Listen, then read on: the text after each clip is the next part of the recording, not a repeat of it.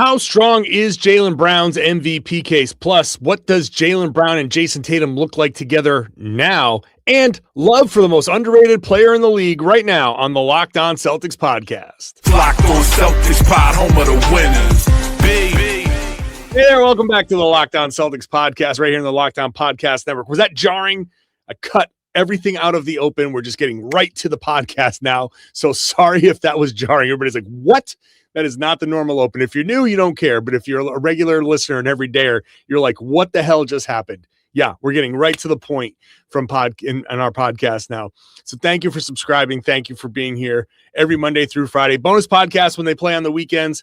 Tons of Friday, Saturday games this month. So it'll be a lot of podcasts that are available everywhere.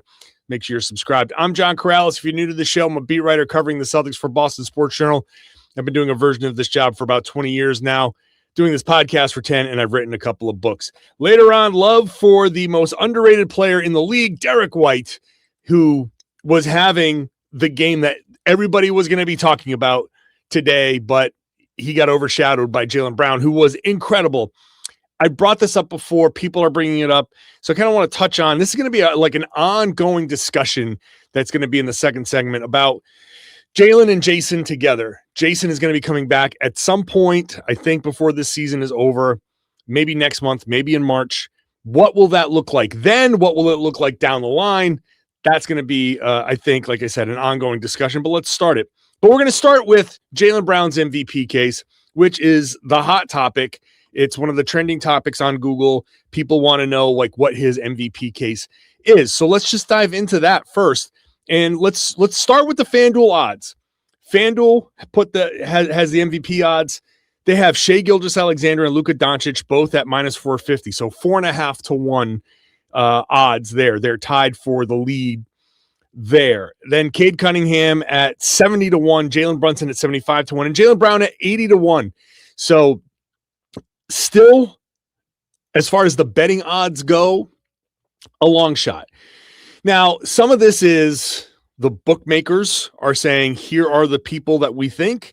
And then once you set that, the money comes in and kind of determines the odds. So people will look at these odds and say, Jaylen Brown at 80 to 1, well, I'm going to put $10 down on that and see if I can get myself 800, right? Yeah.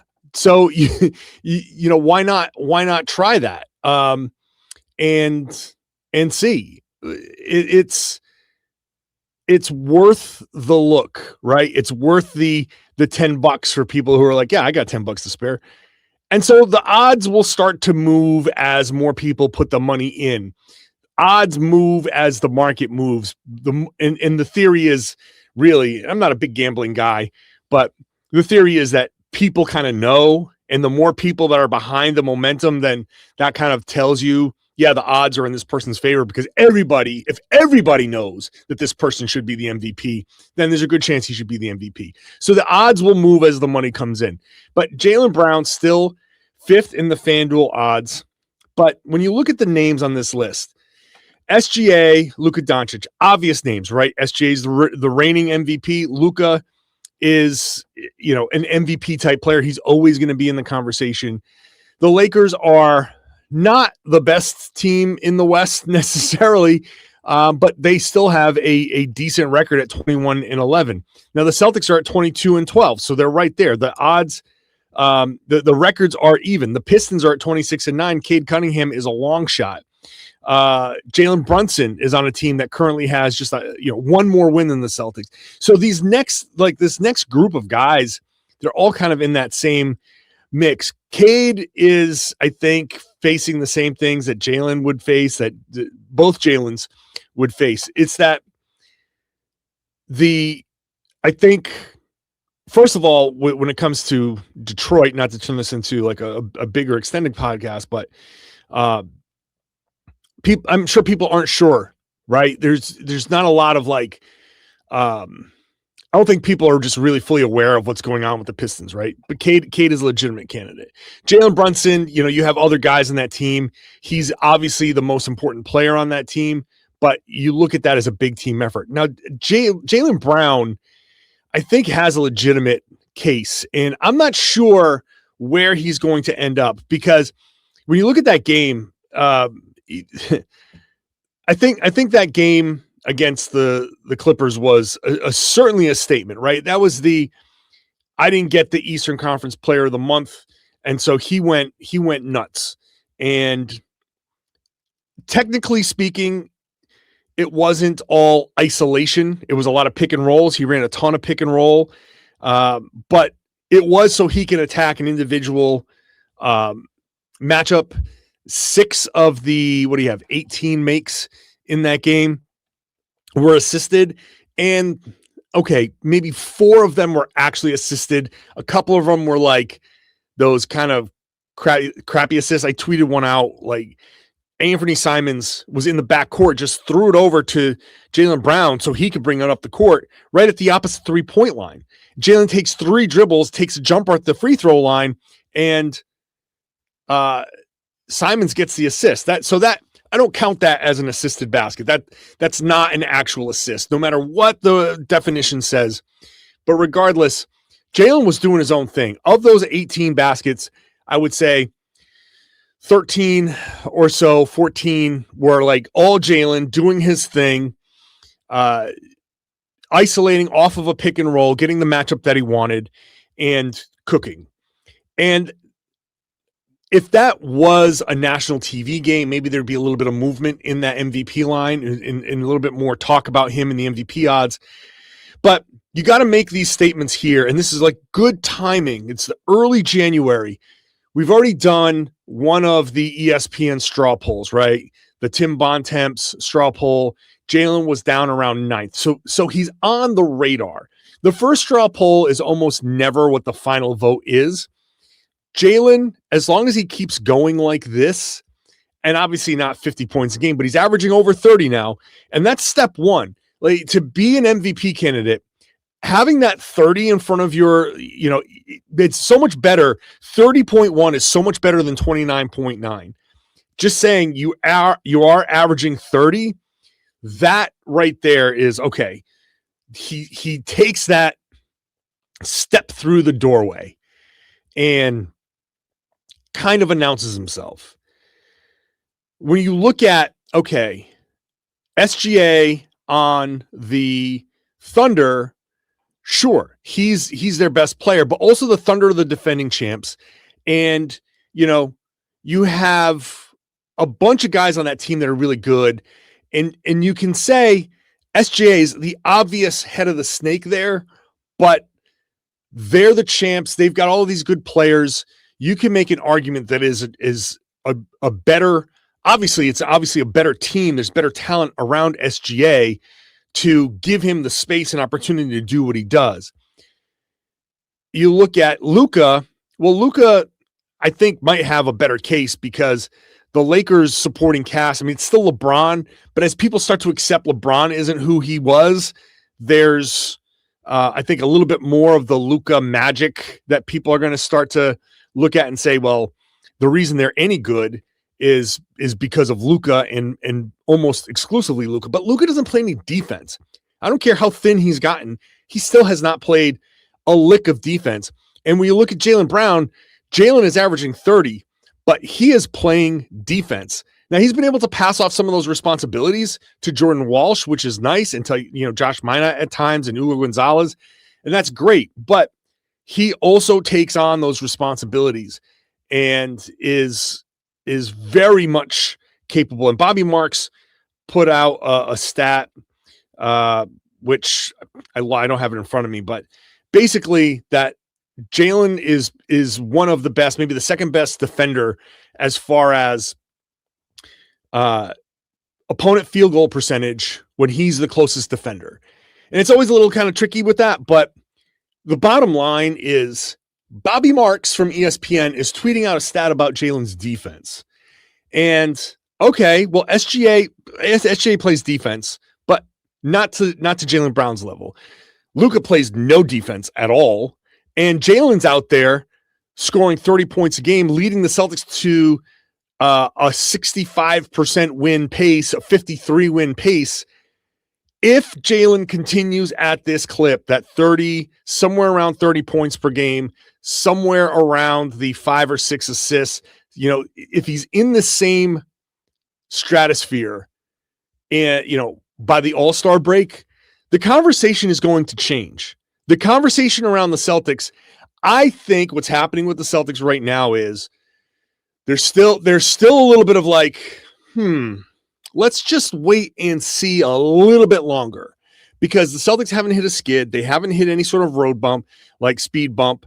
They are, we need to see just a little bit more sustained Celtics greatness before I think people start to believe in Jaylen is doing this. This is real. The Celtics are going to be the third seed. So I think there's a strong chance that Jaylen gets himself into that top 3 conversation by the All-Star break. But it's going to take like January to kind of prove it, right? And so, as I said in yesterday's show, the bonus podcast, don't give him any awards. Don't give him any player of the weeks. Don't give him any player of the months. Don't give him anything. Just keep giving him something to rail against. Because if he keeps going like this and keeps feeling he has something to prove, he could interject himself into this conversation. OKC, as they start to lose a little bit more, right? They're 30-6. As they start to kind of drift away from that 70-win conversation, they start getting down to a little bit more normal. Hey, they're a good team. They're a defending champion. They might win 60 games, but like that's a little bit more normal. As that starts to fade, now that they've lost all those games to the San Antonio Spurs, as the Thunder start to get back to normal, and maybe they hit some January doldrums, if that happens and they start to like lose a couple here, go on a couple of like 2-3 game losing streaks, then if the Celtics keep their momentum going, then you start to be like, okay, maybe there's something here. Maybe there's something here with Jaylen Brown. So Jaylen's not in, like, at this point, a legitimate, as far as I don't think the voters are going to put him in their top 3, but give it to the All-Star break. If the Celtics are still winning 60-something% of their games by the All-Star break, and if OKC starts to fade, and I don't think the Lakers are going to keep doing what they're doing, I think they're going to fade a little bit too. They're the only team in the top 8 in the West with a negative point differential. That's usually a sign that they're gonna kind of fade a little bit. As long as those trends start to continue, and OKC 6-4 in their last 10. If they start to fade and the Celtics start to continue to be here, second seed, third seed, All-Star break, Jaylen Brown starts getting some real MVP buzz. Real MVP buzz. What does that mean for him and Jayson Tatum? Jayson Tatum has been the guy that's been in the top 5 MVP. Let's get into what those two might look together now that Jaylen has elevated his game so much. That is coming up next. Today's show is brought to you by Prize Picks. Whether you're starting a new routine or jumping into player projections for the first time, trying something new can feel like a challenge, but with Prize Picks, it always feels good to be right. With high-pressure football matchups every weekend and elite hoops action almost every night, the action never slows down, and Prize Picks lets you stay in control. Prize Picks is the daily fantasy app that makes watching sports even more exciting by letting you build lineups based on player projections. There's no draft. There's no waiting. Just pick more or less and play your way. It's super easy, quick, simple to get started, easy to navigate app. So you get the flexibility with options like Flex Play, which is fun because you can still get paid even if one of your picks misses. That's a nice little feature to have. The new early payouts feature is a game changer. If a player starts hot, you can say, nope, give me my money and cash out here with that feature before the game ends. So you get a couple little ways to win here on Prize Picks. Download the Prize Picks app today and use the code LOCKEDONNBA to get $50 in lineups after you play your first $5 lineup. That's code LOCKEDONNBA to get $50 in lineups after your first $5 lineups. Prize Picks. It's good to be right. Thank you for making Locked On Celtics your first listen every day. Thank you for being an everydayer and joining me every Monday through Friday, plus those bonus podcasts like the little 15-minute show I dropped on Saturday. Now, join the Locked On Celtics Everydayer Club. You get access to ad-free audio on any app, Apple Podcast, Spotify, every other major podcast app allows for that, so you don't have to change your routine. You get access to our group chat on the Discord server and merchandise drops. You go to LockedOnCeltics.supercast.com, LockedOnCeltics.supercast.com to join the Locked On Celtics Everydayer Club. Check it out, $5 a month, or if you want to pay up front, $50 a year, you save a couple of months there.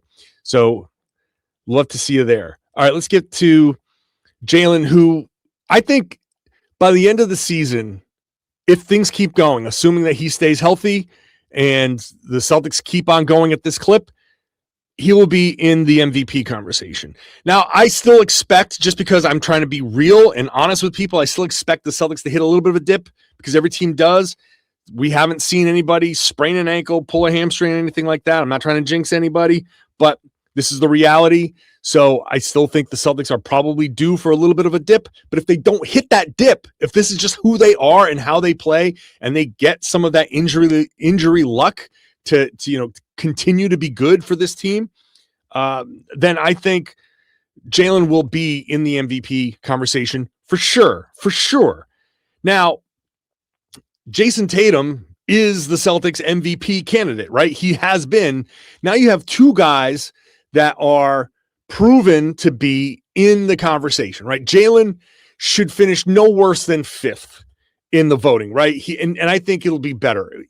Assuming this is January, right? We haven't even gotten through half of the season, so we don't know how this is going to go. Things can change in a hurry, and by the time we get to, this is the January 5th show, February 5th, March 5th, we have very different conversations on February 5th and March 5th. We don't know what's going to happen. But if this trend continues, Jaylen Brown's going to be in that probably, I don't know, will he win? I can't rule out the fact that he might win. He might win the MVP. He might. Maybe second, maybe third. Jaylen Brown, Jayson Tatum's going to come back. He's the guy that the Celtics have relied on to be the MVP. So what happens when they play together? This is going to be an interesting thing. Now, when Jayson comes back, it's going to be a little bit different, because he's going to be feeling himself out. And the Celtics do need to give him the room. Like, that's why I've wanted him to come back this season. And this kind of sucks to say now, because the Celtics are 22-12 and they are a half game out of second. And this is the type of, they have the best point differential in the league. I mean, some of these blowouts have done some heavy lifting there, but they still remain a very good offensive team. So for me to say, like, this season doesn't matter, it's hard for me still to imagine that in a playoff series, the Celtics will be able to do the things they need to do to get through a playoff series. I don't want to, be a downer. I don't want to be a downer here. The Celtics have an amazing regular season. Playoffs are different. And I do think the Celtics are a little bit more limited in the adjustments that they can make when a team can game plan and kind of change what they do. The Celtics don't have a lot of options right now. So I still am not, as great as they are, I'm still not sold on a deep playoff run, but that's okay. It doesn't matter. It's okay. It's okay if they don't make a deep playoff run. It's still, they were never built to be a deep playoff team, but we'll see what happens. We'll see what happens when Jayson comes back. Maybe Jayson helps them make a big playoff run, but Jayson coming back still has to get himself, there's a priority in getting one of your two superstars back to being a superstar. And part of why he should come back this season is to knock off the rust, figure out what he can and can't do. And now add that extra layer of, how do you and Jaylen Brown play together? Because that's going to change. Jaylen should no longer be the stand in the corner guy, create some space and, use your gravity to give space to Jayson Tatum and let Jayson make the plays. Jaylen can make the plays. Now you can run some of those plays that you ran for Jayson. You can run them for Jaylen. You can kind of mix and match, and you can it gives you more options. You get two guys on the floor that can break down a matchup, that can make the right play off that matchup, that have the right mentality, that have the skills. They are going to have to figure out, Jaylen is going to have to sacrifice. He's going to have to take a step backward, but so is Jayson. Jayson can't come back and be Jayson Tatum of last year, the year before. He has to take a step backward. Collectively, they will be able to take a step forward as a team by doing that. But if you want to capitalize on this, if you want to get that second championship, hey, maybe a third championship, if you want to get multiple championships out of this, you have to understand one very important thing here, guys. You don't have a whole lot of time. So you got to figure this out. So not only is Jayson Tatum's return going to be important for shaking off the rust, can I still move the way I used to? Can I, what do I need to work on over the summer to get myself back to peak Jayson Tatum? You guys have to figure out, how do we play with one another? What new Jaylen Brown skills translate moving forward? What Jayson Tatum skills need to kind of adapt? How do you need to work with one another? The second apron is going to tear this team apart at some point. They are going to get too expensive. Jaylen Brown will be 30 next year. He is at the tail end of his career, in terms of like segments, right? Like he's 30 to 34, 35. Like he came into the league as a 19, 20-year-old. So you get that first 5-year segment, boom. Second 5-year segment, 25 to 30, prime years. That is ending soon. Now you go from 30 to 35. He said it on Derrick White's podcast.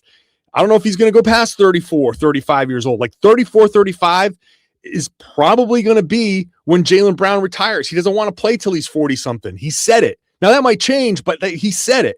So time is ticking. Time is running out for this version of the Celtics. Jayson Tatum is at he's in his prime, but like that's not going to last forever. Decisions are going to have to be made here. So you have a very short window, guys, 2-3 years tops to try to win another championship or more if you can do it, but that's going to be very difficult.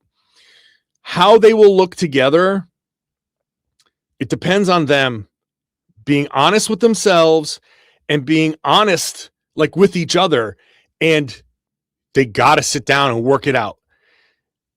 They have to, like, Jayson is going to have to spot up. Jayson Tatum's going to have to spot up in the corner sometimes. They're going to have to run end of game plays for Jaylen. They're going to have to run for, both of those guys. You're going to run like ghost screens with Jaylen and Jayson. They're going to have to do that stuff for one another. So how they're going to look together, we'll continue that conversation. Deep dives into all of that as this season progresses. The off season, next season is going to be an ongoing conversation. We're going to have like dozens of podcasts kind of like hashing that out. But the one thing I know is these two guys better figure it out. They better understand that individually, it doesn't matter what you do anymore. Maybe neither of these guys ever wins an MVP because they each have to sacrifice. But if they each come out of this with 2 rings, 3 rings, legends. They're already legends. But like they go into Larry Bird territory. They are, we're talking about these guys in terms of Larry Bird as far as the records, but we're going to be talking about these guys in terms of debates. Where in the top 5 do these guys fit? Right? Mount Rushmore stuff. If you can get a second championship, if you can get a third championship, oh my God. But at least one more. Multiple championships for the Celtics. I mean, they're each going to have to sacrifice for sure. All right, let's wrap up the show by giving Derrick White some love. He didn't get enough love after that amazing game against the Clippers. We'll talk about that when I come back. Today's show is brought to you by Quo. It's a new year, new systems, and this is the time of year when a lot of us look at the messier parts of how you run your business and you think there has to be a better way. And there is. Streamlining your communications is one of the quickest upgrades you can make, and that's why we bring you Quo. It's spelled Quo. the smarter way to run your business communications. Because when your team is reachable, organized, and communicating in one place, you're not just working cleaner, you're creating more opportunities to connect with customers. Your whole team can call and text from one shared business number, so nothing gets missed. Everything is simplified.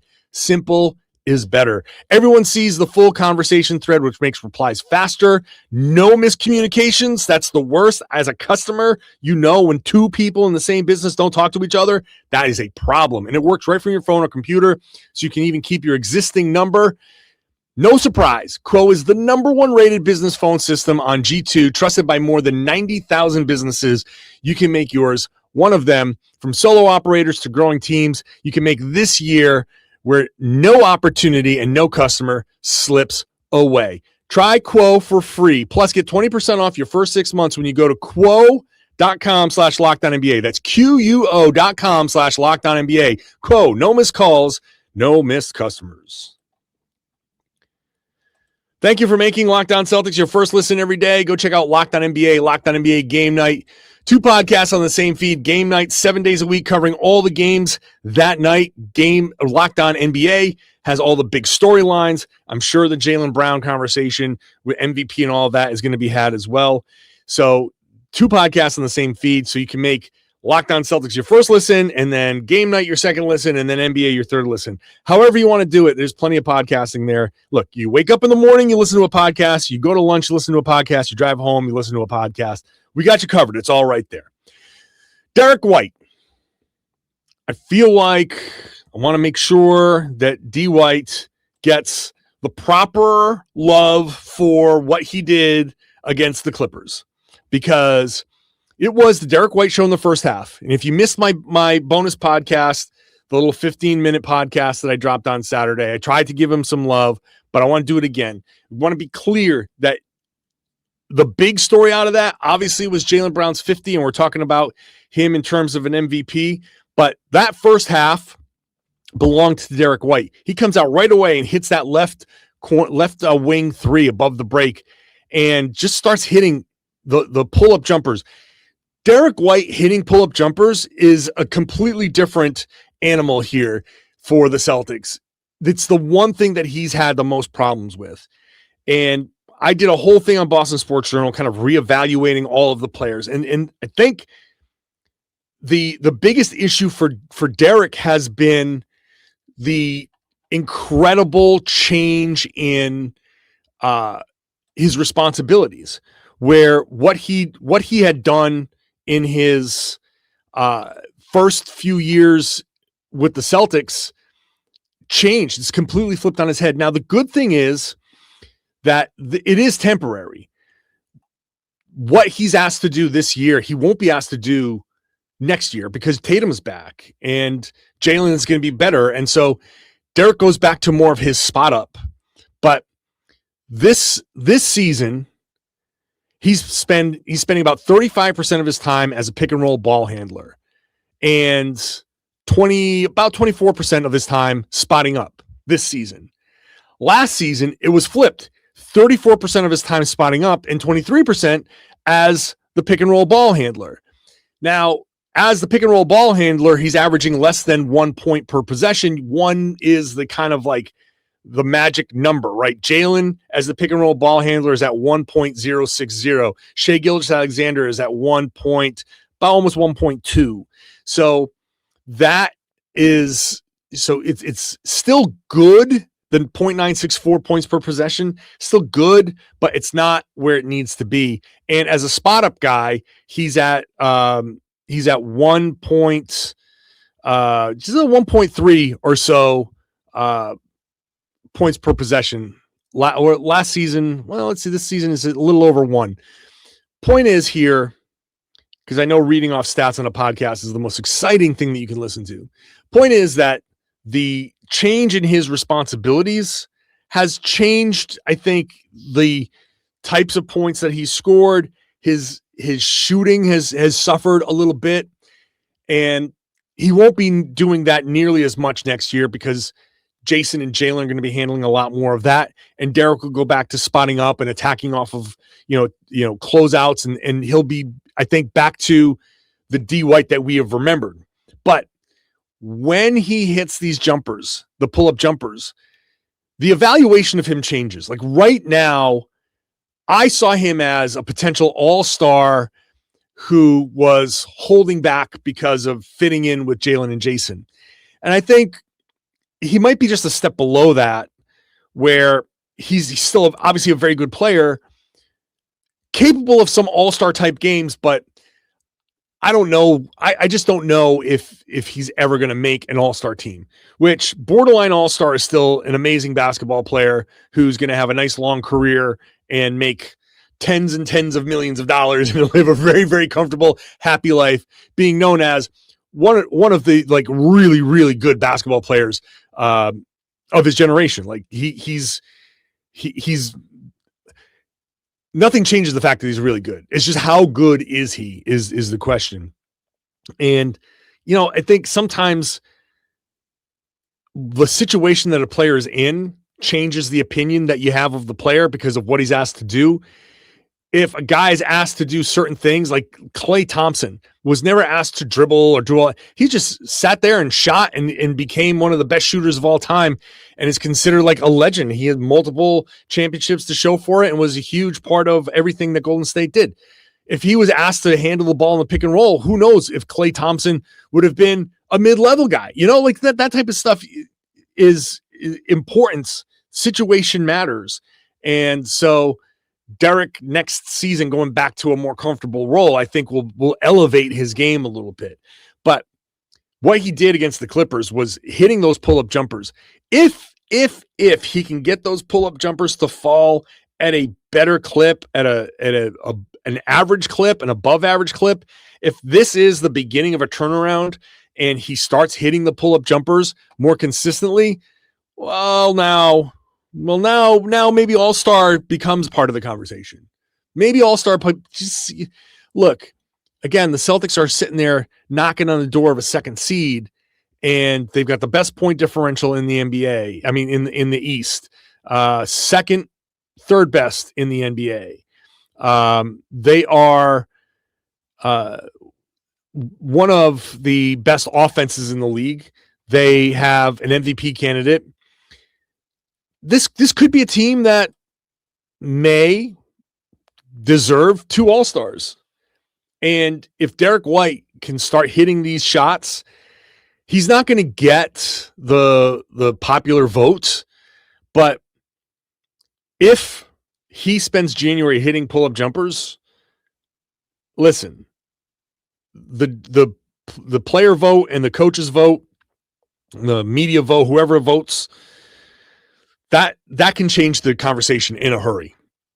What he did against the Clippers was incredible, and he deserves a ton of credit. He was 8 of 13 in the first half, scored 23 points, kind of stepped out of the way in the second half to let Jaylen cook, but Jaylen was kind of the 1A story in the first half. Derrick was the guy that was leading everything, and I was prepared to write all about Derrick White after that game. And then Jaylen did what he did. And, obviously the conversation changed, but Derrick White was huge in that game, shooting, 50% from the field, 42% from 3, that, 7 assists, a couple more blocks, another steal. So 3 stocks for him. That's the type of performance. If he continues to do that, and he's slowly been getting his numbers back up, the pull-up, it's all about the pull-up jumpers. If he's hitting those pull-up jumpers, then we're talking about potential all-star Derrick White. If he's not hitting those pull-up jumpers, then he's going to go into these slumps. He's going to be up and down. But yeah, so Derrick gets a little extra love for his performance against the Clippers. Next up, the Celtics play the Chicago Bulls. Again, first game back from a long road trip, always problematic. And I think the Celtics traveled on Sunday, so they tried to get their sleep, so they weren't flying across country red eye, but there's a obviously time zone changes. That first game back is always a problem, almost always a problem. So I'm not going to set my expectations too high with Chicago, but it's still the Bulls. And so who knows, but I will be at that game. I will have a post-game podcast for that. as I will for every game. So when they play on Friday this weekend, I think they have a Friday, Saturday game this weekend. So I will be there. I will be podcasting after those games as well. Free, available everywhere. So make sure you're subscribed wherever you get your podcast. Watch the show on YouTube. If you want to become part of the Everydayer Club, $5 a month or $50 for the year, you get ad-free audio on any podcasting, any major podcasting app that you want. You get access to our game chat on the Discord server. You get access to merchandise drops. It's all there. So check it out at LockedOnCeltics.supercast.com. You can get the links in the show notes. And now I would love it if you shared the podcast and told everybody they should be listening to and watching the Locked On Celtics podcast here on the Locked On Podcast Network. It's your team every day.